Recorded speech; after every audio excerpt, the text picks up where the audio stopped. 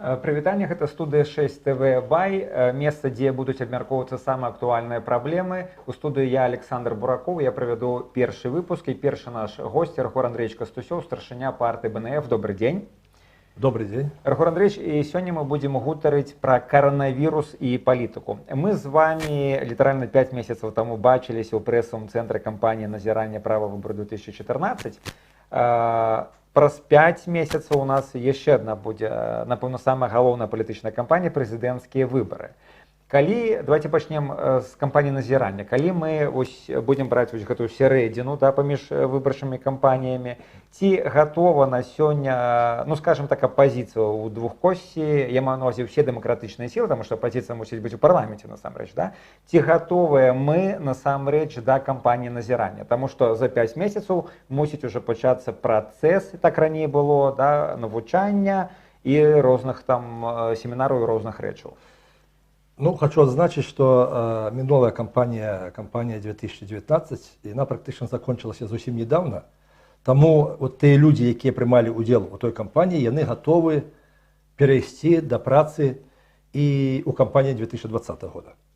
Тому проблеми з підрихтовкою людей нема. Зразумела, але давайте ось цитата міністра аховы здароўя Спадара Караніка: пік эпідэміі прыйдзецца на канец красавіка, пачатак траўня. То бок акурат на той момант, калі мусіць стварацца, скажем так, групы людзей, якія будуць арганізоўваць назіранне. Дэ-факта на сёння мы бачым, што ідзе працэс, фактично самокарантина людей. Все больше людей хочет заставаться дома, никуда не выходить и, скажем так, не до того им. Ці вот гэтыя карантинные меры внесут свои корректировки? Я хочу сказать, что параллельно с процессом организации назирания повинен будет отбываться процесс формирования комиссий. Коли улады запустят процесс формирования комиссий, то чему мы будем бояться формирования групп по назиранию? Это процесс будет параллельный. Но глядите, улады могут сказать, что добро, мы створаем комиссии, хочете, заходите. Яны могут быть там у масках, там может быть антисептик, але частка людей же насамрэч будзе бояться и просто адмовіцца. В этой ситуации заўсёды кто-то будет бояться, конечно, перасцярогі трэба прымаць. Для нас галоўная каштоўнасць — это наши люди, это здоровье наших людей. Але калі адбудзецца выбарчая кампанія, то я думаю, что люди готовы провести назирание не горш, чем у минулым году. То бок кампанія назірання не будзе сарвана. Вы упэўнены, я спадзяюся, что кампанія по назіранні 2020 года сарвана не будзе, але і адбудзецца ў залежнасці ад таго, па часе, па раскладу, як будуць арганізаваны выбары. Зразумела. Дакладней не выбары, выбарчая кампанія. Пераходзім да галоўнага пытання. Як вы лічыце, ці будуць выбары увогуле, ваш прагноз? Выборы як таковые не будут. Не, мы разумеем, что выборы у нас у сэнсе АБСЕ их нема, але я маю на увазе менавіта беларускія выборы, ось такія, як яны праводзяцца ў Беларусі, в принципе. Назовем это выборчая кампанія. Да, выборчая кампанія. Згодна беларускага законодаўства, згодна беларускай канстытуцыі, выборчая кампанія павінна прайсці не пазней конца жніўня 2020 года. Приблизно там 30-31 жніўня, гэта дата давно была ўжо вядома. Я кажу, што застаецца 5 месяцаў, і ці рэальна можна падрыхтаваць выбары. Пераб'ю з улікам таго, што, паўтаруся, пік эпідэміі, канец красавіка, траўня. То бок мы яшчэ нават не на піке. Гэта будзе наадварот, як снежны ком, все будзе становіцца ўсё горш і горш. Прадбачыць, як оно будет адбывацца у звязку з каранавірусам, ніхто не можа прадбачыць. І не ты, і не я, і не Александр Лукашенко. Але самае галоўнае, што мы павінны прымаць меры для таго, каб засцерагчы наших людзей ад захворванняў, каб засцерагчы наших людзей ад тых наступстваў, якія яны могуць атрымаць. І глядзіце, і ў працяг таго, што вы кажаце, самае правільна, што трэба зрабіць, адмяніць выбары. Я не ведаю. Звярніце ўвагу, як паступілі палякі. Як яны паступілі? А вось палякі зараз прымаюць рашэнне дазволіць галасаванне праз почту. Что такое? Падавалася раней, што датэрміновае галасаванне гэта абсалютнае зло, але галасаванне ў Беларусі па пошце, мне падаецца, гэта такое дно будзе. Ну, Гэта будзе 98%. Ну, это грех просто не выкарыстаць. Конечно, все может быть, но вы зразумееце, что згодна беларускае заканадаўства выборы можна адмяніць калі? Толькі тады, калі уведзена надзвычайнае становішча. Зразумела, што Александр Лукашенко можа ўвесці надзвычайнае становішча, і мяне это як палітыка хвалюе, вельмі хвалюе. Таму што гэта будзе яму нагода працягнуць свае паўнамоцтвы, ну, колькі ён захоча. То бок вы супраць? Это вельмі асцярожна такое пытанне. Працягнуць паўнамоцтву Александра Лукашэнкі я супраць гэтага. Я супраць гэтага. А надзвычайнае становішча за? Надзвычайнае становішча і супраць надзвычайнае становішча для таго, каб працягнуць паўнамоцтва Александра Лукашэнкі. Дык вы ўсё ж такі за выбарчую кампанію ці за прыпыненне? Я за змену ўлады ў Рэспубліцы Беларусь. Ну, глядзіце, мы все за гэта, і мы все за мір ва ўсім міре. Але калі мы з пункту гледжання сённяшняга дня бачым вось на гэту пандэмію, реальна, на реальныя выпадкі, да, ўжо 16 чалавек памерла па стане на сёння, да, 1500 інфікаваных, ну, мы разумеем, што будзе горш. І вось з гэтага пункту гледжання ўсё ж такі варта ўвесці надзвычайнае становішча ці не? Ну, вот калі адкінуць усе варта не варта, так, то мы ведаем вынікі выбарчай кампаніі, мы ўжо з вами ведаем сёння, што хто у нас будзе зноўку абраны адзінагалосна амаль або ў працэнту 80-90 прэзідэнтам Рэспублікі Беларусь. А вам не падаецца, што не факт з улікам эканамічнай сітуацыі на сёння? Вот што... І з улікам, дарэчы, вось гэтых заяваў прэзідэнта, які там раіў на трактары пакатацца, на козачак посмотреть, і все пройдет само. Это недакладныя заявы, або... Ну, народ же бачыць неадекватныя заявы. Народ бачыць, і гэтыя выказванні атрымалі вельмі вялікі негатыў у грамадстве, у беларускім грамадстве. Але я зноўку хочу вярнуцца да тэмы магчымага пераносу выбарчай кампаніі або магчымага ўвядзення надзвычайнага становішча. Это вельмі складаная сітуацыя і вельмі складанае пытанне, якое можа прывесці для Беларусі вельмі вялікія страты іміджавыя, палітычным, эканамічным плане, можа прывесці да неабмежаванага прэзідэнцтва Александра Лукашэнкі. Ну, яно і так не абмежавана. Зразумела, што яно не абмежавана, але гэта ўвядзенне надзвычайнага становішча уводзіць гэта неабмежаванне на заканадаўчым узроўні. Разумееце сітуацыю? Згодна беларускай канстытуцыі ўвядзенне надзвычайнага становішча дазваляе Александру Лукашэнку царствовать яшчэ колькі ён захоча. Надзвычайнае становішча ўводзіцца ж часовае. Гэта ж не значыць, што мы будзем жыць там 100 гадоў. Што такое слово часовае? Дзень, два, год, два, тры. Месяц, можа быць, 2 месяцы. Мы ж не можам з вами абмежаваць Александру Лукашэнку, увесці абмежаванне, наколькі ему весці это надзвычайнае становішча? На год, ці на 2, ці на 3, ці на 5? Окей, тады ўсё ж такі ваш адказ. Вы за надзвычайнае становішча? Я пакуль што у той сітуацыі, якая ёсць у Беларусі, я супраць надзвычайнага становішча. То бок трэба будзе ісці на выбар, нават калі будзе эпідэмія каранавіруса. Беларускія ўлады павінны прыняць такія меры, такія захады, каб зрабіць галасаванне бяспечным або удзел насельніцтва ў галасаванні бяспечным. Нягледзячы нават на тое, што як такавога галасавання падліку галасоў няма.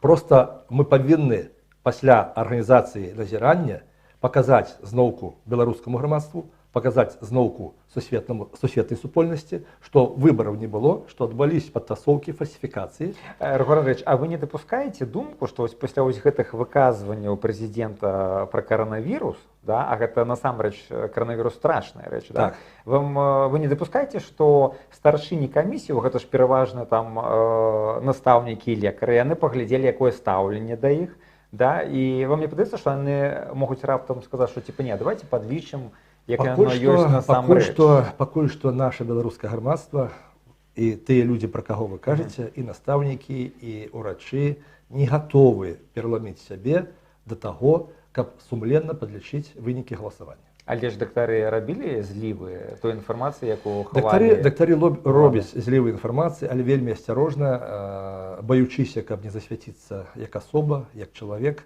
бо ён разумее, што можа атрымаць наступствы і для сябе, і для сям'і, тым больш. Ну, так, во всякому разі, не кажуть. Зрозуміло. Давайте зараз тоді поговоримо не про президента і не про виборців, а про нашу опозицію. Праймерис. Да, скажіть, будь ласка, ну, на сьогодні у праймерис удзельнічаюць толькі 3 чалавекі. Так. Да? Як вы лічыце, гэта ў прынцыпе актуальна на сёння правядзенне праймерис? У тым выглядзе, у якім ён распачаўся зараз, то я лічу, што гэта ўжо не актуальнае пытанне. Чаму? І чаму, от я уже закрануў тэму, чаму партыя БНФ, якую я прадстаўляю, выйшла з гэтага праймеріса. Ну, следам за Павлом Северинцем, я так разумею. Ну, тут дакладней, можа быць, сказаць не следам за Павлом Северинцем, а пасля рашэння Павла Северинца выйсці, і партыя БНФ таксама прыняла рашэнне выйсці таксама з гэтай працэдуры, і кандыдат ад партыі БНФ або прэтэндэнт ад партыі БНФ таксама выйшаў з гэтай працэдуры. Чаму? Асноўнае пытанне, таму што ўнутры вось этого праймеріса распачались персанальныя разборкі паміж прэтэндэнтамі на кандидата в президенты Республики Беларусь. То бок гэта не з-за коронавируса. Это не из-за коронавируса, и мы вырашили, что удзельнічаць в этих персональных разборках партия БНФ не мае ни права, ни морального, ни іншага права, и мы вырашили быть па-за гэтымі разборками. То бок вы ні в якім разе не вернецеся ў працэдуру праймерис? Мы пэўныя умовы у сваёй заяве агучылі. Мы были готовы разглядаць вариант вяртання туды у сістэму праймеріса, або, як мы яго назвалі, народнае галасаванне, пры ўмове вяртання Паўла Северинца, пры ўмове прызнання таго, што адбывались парушэнні пры галасаванні па рэгіёнах, вось парушэнні менавіта тым, што туды пашлі чыноўнікі актыўна, і прызнання таго, што Ганна Канапацкая не дапушчана да працэдуры праймеріса, ну, не зусім дэмакратычна. І мы прапанавалі і яе вярнуць таксама. Калі б гэтыя ўмовы былі выкананы, партыя БНФ вярнулась бы назад у гэту працэдуру. Окей, давайте уявім сабе, што вы вярнуліся ў гэтую працэдуру. А коронавірус гэта не нагода спыніць праймерис? Коронавірус можа быць нагодай спыніць некаторыя канкрэтныя працэдуры, ну, напрыклад, паездкі па рэгіёнах, напрыклад, масавы збор людзей. Глядзіце, але тады які праймерис? На сёння ёсць сайт, вось мы ведаем, што president21by.org ён працуе, але там каля 1000 галасоў. Атрымліваецца, калі няма вось гэтых офлайнаўскіх нейкіх мерапрыемстваў, но гэта губляе сэнс, таму што вось 1000 актывістаў прагаласавалі, а болей атрымліваецца, што гэта не цікава. А чаму мы не можам, напрыклад, сходы праводзіць у рэгіёнах таксама не офлайн, а онлайн?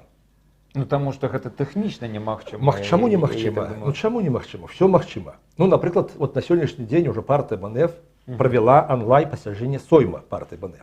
Мы гэта паспелі зрабіць. А ў сойме сколькі чалавек? У сойме зараз 47 чалавек, прысутнічала больш 30. Ну, у нас патрэба, каб прысутнасць была не менш 50%. Это было ў выглядзе канферэнцыі? У выглядзе онлайн-канферэнцыі. Но мы паспелі гэта ўнесці ў статут, і Міністэрства юстыцыі зацвердзіла нашы змены ў статут. І мы ўжо афіцыйна праводзілі пасяджэнне кіруючага органа. Можна знайсці любы варыянт, каб прыняць меры і не дапусціць масавага збора людзей. Трэба думаць, трэба садзіцца і думаць.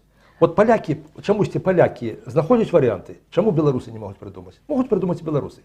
Самае галоўнае, каб гэта было на карысць беларускаму грамадству. Зразумела. Скажыце, калі ласка, а вось калі б былі вось гэтыя працэдуры праймерис, з чым бы вы ішлі да людзей, якіх цікавіў толькі коронавірус?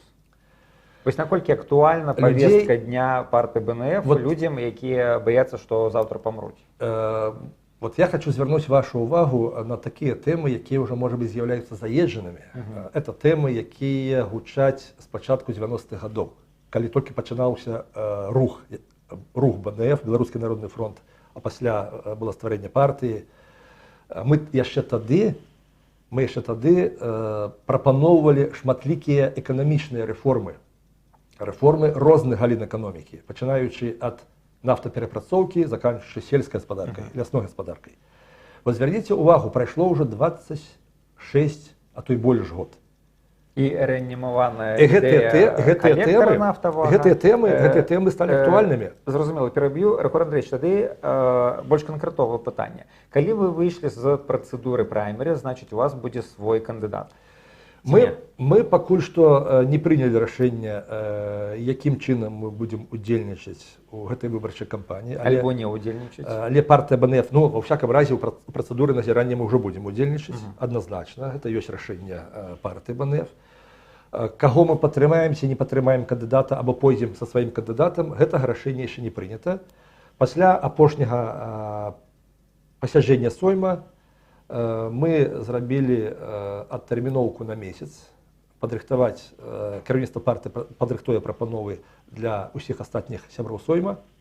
І вось да канца гэтага месяца мы ўключым абмеркаванне дзейнасці партыі БНФ у гэту выбарчую кампанію.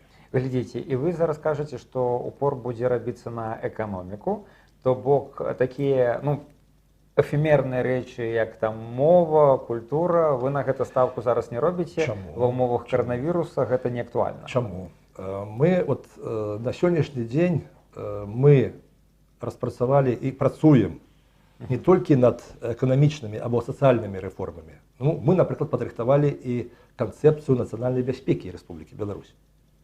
Нават у такім плане.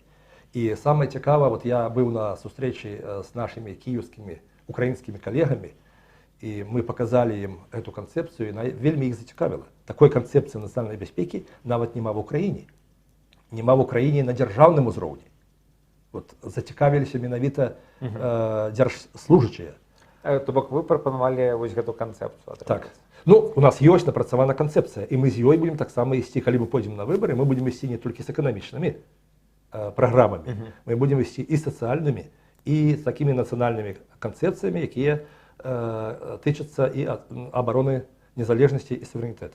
Зразумела. Давайте тады отодвинем выборы. Іншае пытанне. А вось што б вы балатаваліся ў прэзідэнта, так. Што б рабіў прэзідэнт Рыгор Кастусёў пры каранавірусе вось у сённяшняй сітуацыі? Вось што трэба рабіць? Калі ўзяць на сённяшнюю сітуацыю, на сённяшні дзень, так? То я бы ўжо учора ўсё кіраўніцтва Беллегпрома разогнал бы, як кажуць, мятлой, ну, не хочу тут казаць на камеру, якой мятлой разогнал бы давно. Ну, гэта шкодна, потому что калі ёсць інфікаваныя, яны паразніліся. Ну, мне іх уже не шкода. Можа лепей ізаляваць. Потому что, уявіце, про коронавірус мы даведаліся амаль 3 месяцы тому назад. Калі гэта з'ява з'явілася у Кітаі першасна, так? Было зразумела, што хвароба распаўсюдзіцца па ўсяму свету. І што б вы рабілі? І за гэтых 3 месяцы кіраўніцтва лёгкай прамысловасці нават не здагадалася нарабіць масак. Нават не здагадалася нарабіць касцюмаў для абароны ўрачоў. Скажите, а гэта лагічна? То есть вы кажаце не пра Міністэрства аховы здароўя, а чамусьці пра Легпром? Гэта не Міністэрства аховы здароўя павінна шыць маскі. Калі пачнуць урачы... Але пра эпідэмію мусіць хтосьці сказаць. Альбо Легпром мусіць сам вырашаць: о, будзе эпідэмія, давайте наробім масак. А калі б яны нарабілі масак, а эпідэміі няма? Зразумела, што разам з Беллегпромам трэба разагнаць і ўсё вышэйшае кіраўніцтва. І таго кіраўніка, на пасаду якога прэтэндаваў я ў 10-м годзе. То бок вы б не раілі катацца на трактары, глядзець на кончик? Я б не раіў бы катацца на трактары, а я б рабіў бы захады для таго, каб абезапасіць. Вось вы прэзідэнт, які быў бы ваш першы указ? Карантин увесці, не карантин? Давайте мы пачнём з тых самых першых прызнакаў з'яўлення каранавірусу ў Беларусі. Было зразумела, што каранавірус у Беларусь пройдзе, або прыйдзе. Як прыйшоў у Маскву, як прыйшоў у Італію, як прыйшоў у Іспанію, як прыйшоў у Злучаныя Штаты Амерыкі. І не справа ўрачоў думаць, дзе яму ўзяць касцюм для таго, каб абезапасіць сябе пры лячэнні хворага чалавека. Это не справа... Окей, скажите, а хто мусіў папярэдзіць вось вас, як кіраўніка краіны, пра тое, што будзе эпідэмія? У любой краіне, у любым раёне, у любой вобласці ёсць або павінны быць планы па надзвычайных сітуацыях, якія павінны рэалізоўвацца, калі гэта сітуацыя прыйшла. Мне нагадывает зараз 1986 год. Чорнобиль. Чорнобыль. Коли взорвався Чорнобыль, там, где была громадянская оборона, там, где были приборы, эти приборы показали и зафиксовали повышение радиации. Усе гэтыя люди, якія атрымалі дадзеныя о повышении радиации, яны мелі інструкцыю, як поступать у гэтым выпадку, у кожным выпадку. Але люди, многие люди, приняли решение поступать не згодна інструкції, а поступать так, як їм захотілося. Ну, зрозуміло, ми не бачимо радіацію, значить Да, її немає, да. ми не бачимо коронавірусу, значить його немає. Так. Я вас послухав, як почитав книжку Світлани Алексєєвич, да? Так. Але ви не відказали на питання, все ж таки, Так. ось, що б ви робили на місці президента? Разумееш, от нельга сказати, що от, що б я робив на самому початку, бо для кожного города, для кожного регіону повинен бути свій підход. Зрозуміло, що усе підприємства закривати не варто. Так? Але тыя установи, тыя підприємства, ну, наприклад, школи, або вучилища, або вищейші навчальні установи, я би зачинив би у перші дні. І на який період? До того періоду, покуль не спаде напруженість з цією заразою. Ну, а коли це буде паўгода альбо год? И полгода. Что для нас? Давайте выбирать приоритеты коштовностей. Ну, глядите, а что студенты будут кушать, коли яны год никуда не ходят, не атрымліваюць стипендию? Я вот атрымліваю стипендию им захаваць необходимо. Вот для гэтага і ёсць беларуская ўлада, якая пришла на гэту ўладу, на пасады прыйшлі людзі, іх наняў беларускі народ.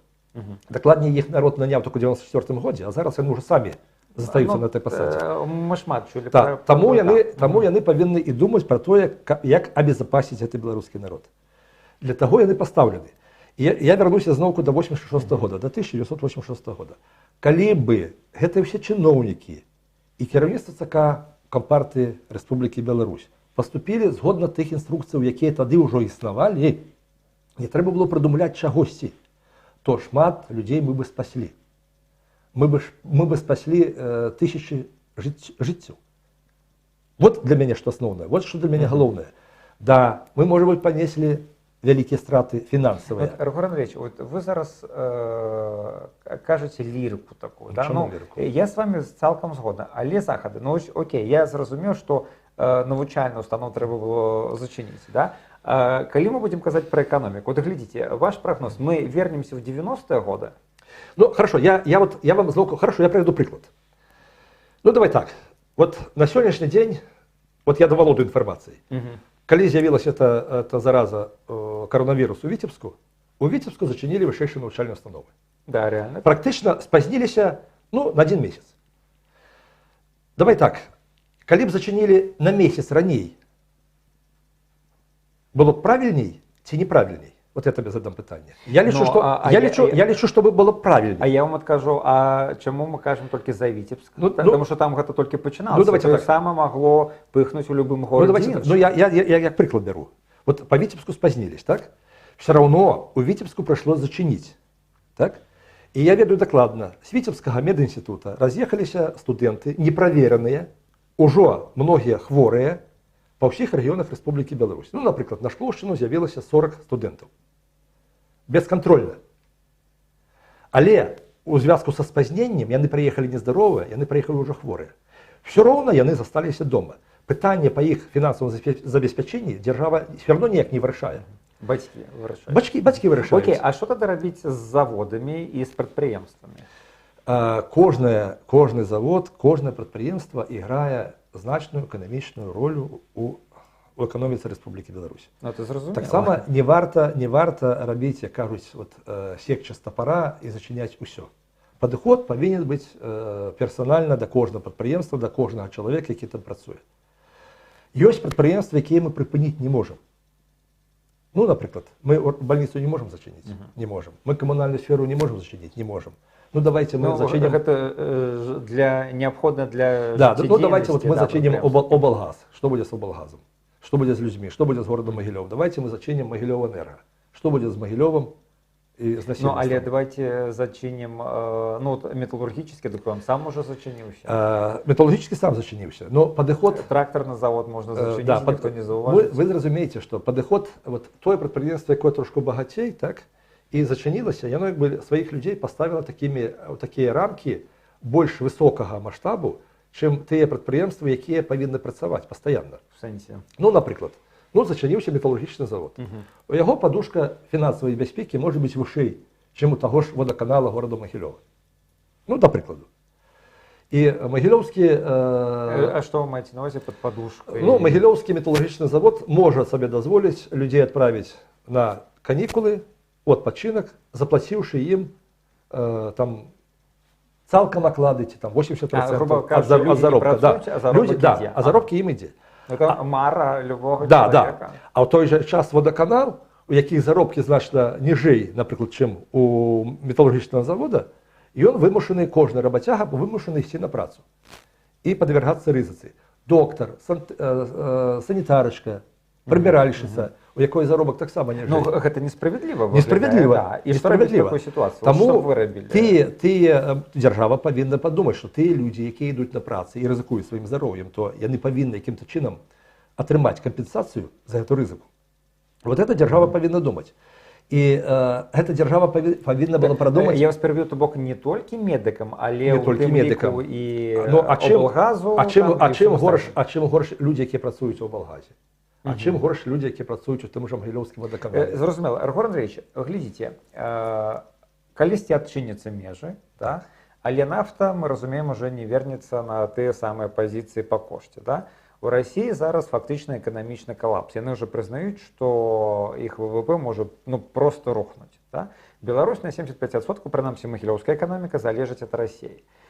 У мене питання таке, ми вернемося у 90-ті роки, коли заробки були $50. Ну, зрозуміло, що коли обвалиться економіка, то обвалиться і заробки, і вся соціальна сфера. І я маю на увазі, що це буде довжитися не місяць-два, то бок ми наступство бачимо тільки праз год, а будемо жити праз два у цьому кризисі. Наступство бачить не тільки Білорусь, наступство бачить та ж сама Росія, наступство бачить та ж сама Європа, наступство бачить увесь світ.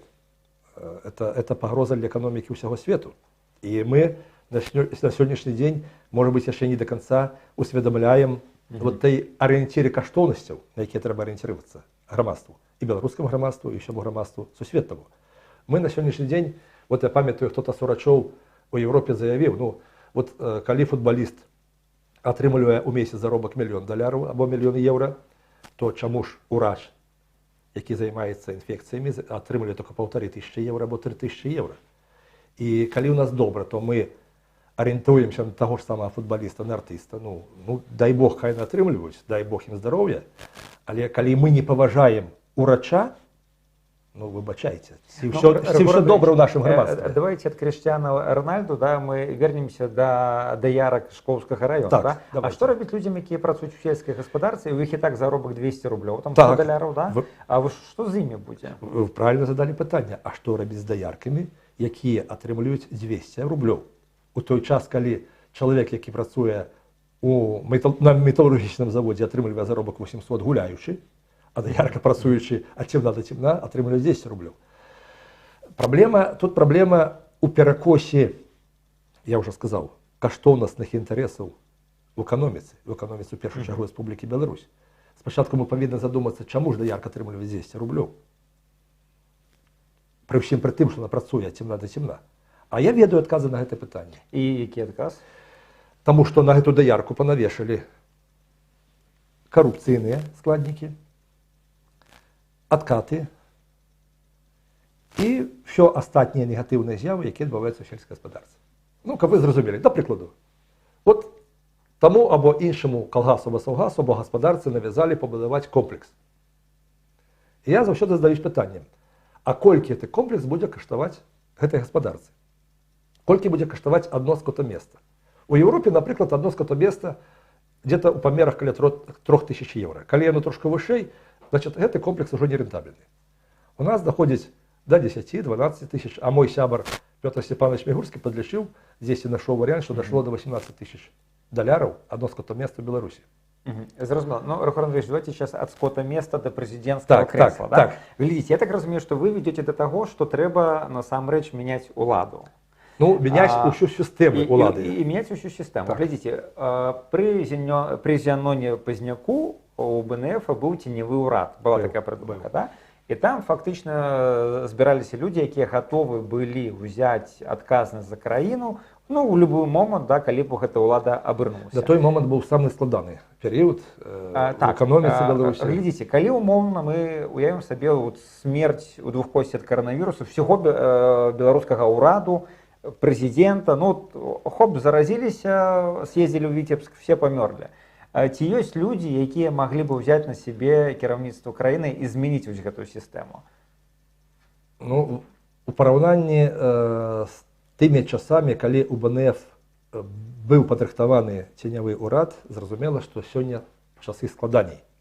Так, то бок кадровый голод, няма таких Кадровый людей? голод ёсць і у беларускіх уладаў, таму што падбор кадраў, там пра яго асобная гаворка, ёсць кадровый голод і ў апазіцыі. У чым ён заключаецца кадровый голод? Это не вина апозіцыі, гэта вина беларускіх зноўку уладаў. Таму што маладых людзей, якія ідуць у палітыку, беларускія ўлады не дапускаюць працаваць ні на пасадах на прадпрыемствах, ні на пасадах ва ўстановах. Гэтыя людзі пераходзяць у разрад в асноўным беспрацоўных. Любы чалавек, які заявіў, напрыклад, аб уступленні ў партыі БНФ і займае высокую пасаду, першае, што з ім адбудзецца, ён будзе звольнены з работы. Зразумела, але вы зараз аб'ясняеце, тлумачыце, чаму, да? Таму няма чаму голод, таму што няма досведу ў людзей, разумееце? Глядзіце, атрымліваецца, што не. Тады мы мусім берагчы і ўрад, і кадравыя патэнцыял апазіцыі.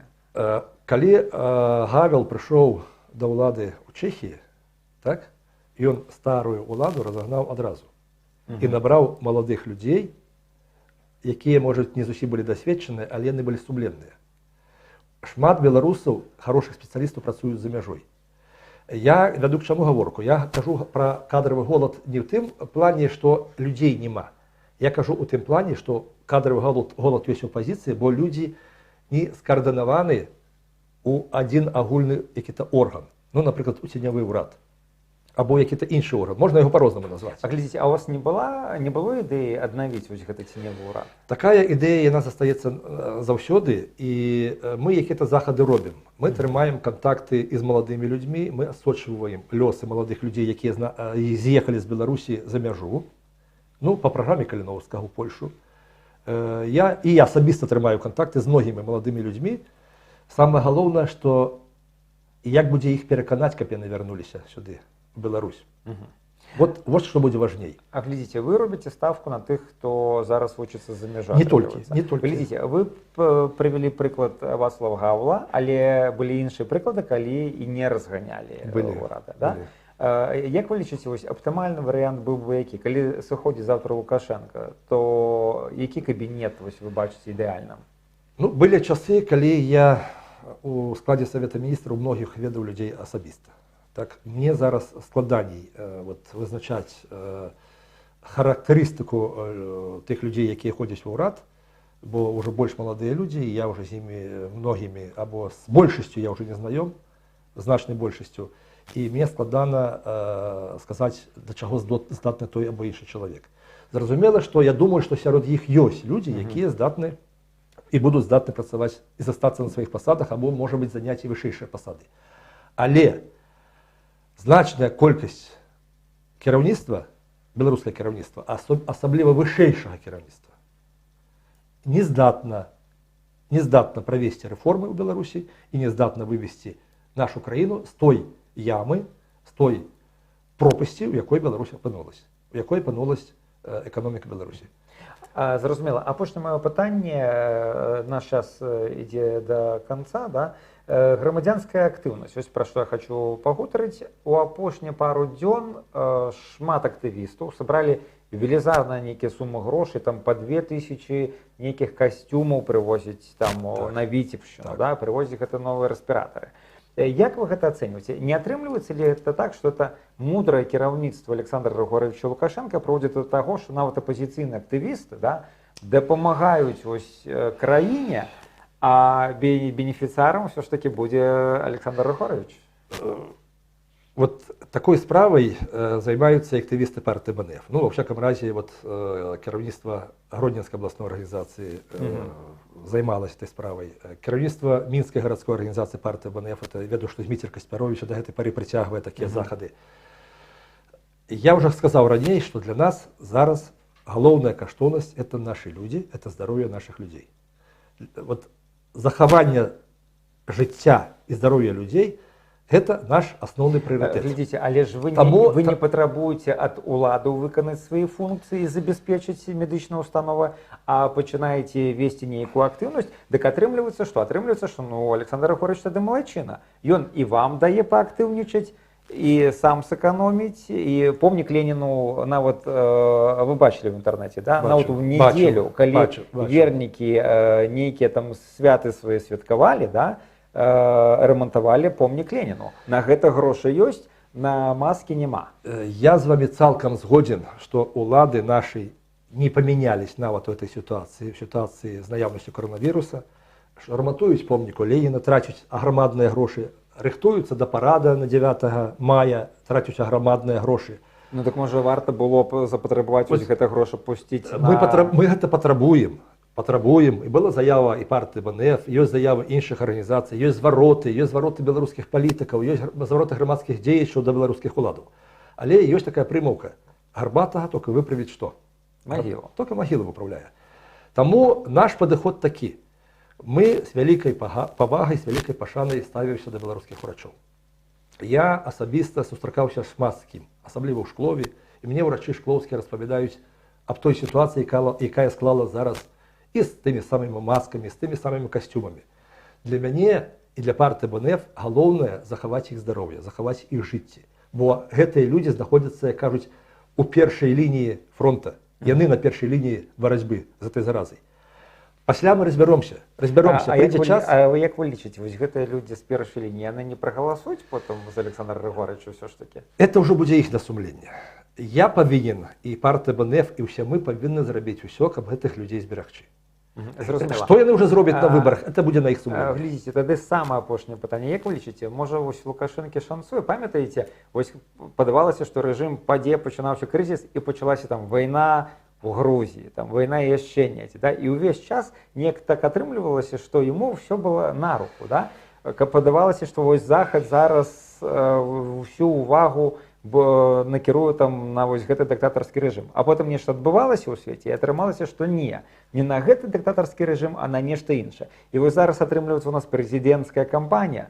Па ідэі, ну, Лукашенко мусіць сысці, але тут раз коронавірус, і тут ось нават вы прызнаеце, што ось нельга так, как это, шашкой з плеча. Не варта шашкай з плеча секчы, таму што ёсць неабходнасць вельмі удумліва падыходзіць да сітуацыі на кожным прадпрыемстве, у кожным рэгіёне. Везучы чалавек. Ну, можна сказаць, што везучы, але я хочу звярнуць увагу на вашыя словы, што вось мы часта спадзяёмся на Захад. Мы спадзяёмся на заходнія краіны, і беларускае грамадства, ну, во всяком разе не ўсё, а многа хто ў беларускім грамадстве ўжо і кажа, ну, калі там ужо хто-то зробіць, калі ўжо Лукашэнку смясцяць з гэтай пасады. Таму я хочу сказаць беларускаму грамадству, нам не варта спадзявацца на каго-то. Нам не варта спадзявацца на Маскву, нам не варта спадзявацца на Вашынгтон, на Варшаву, на Берлін. Нам варта спадзявацца на саміх сябе. Нам варта спадзявацца на свае рукі, на свае галовы. Я часта сустракаюся з многімі еўрапейскімі палітыкамі, з палітыкамі іншых краінаў свету. І все палітыкі кажуць адно: беларусы, мы гатовы вам дапамагчы. Але унутраныя справы Беларусі — это ваши унутраныя праблемы. І пакуль вы гэтага не зразумееце, вы будете жыць так, як вы жывеце зараз. Рахуранович, это прямо была вось прамова прэзідэнта. Дзякуй. Насамрэч, вельмі прыгожа атрымалася. Вялікі дзякуй, мы 40 хвілінаў пішемся. Нагадаю, у нашай студыі быў сёння старшыня партыі БНФ Рыхор Андрэевич Кастусёў. Гэта была студыя 6 Бай. Ставьте лайки, подписывайтесь, расшаривайте наши відео. Мы будем зараз з'являцца регулярно. З вами быў Александр Буракоў. Всім да побачення. Бережите себя. До сустрэчы, здароўя ўсім.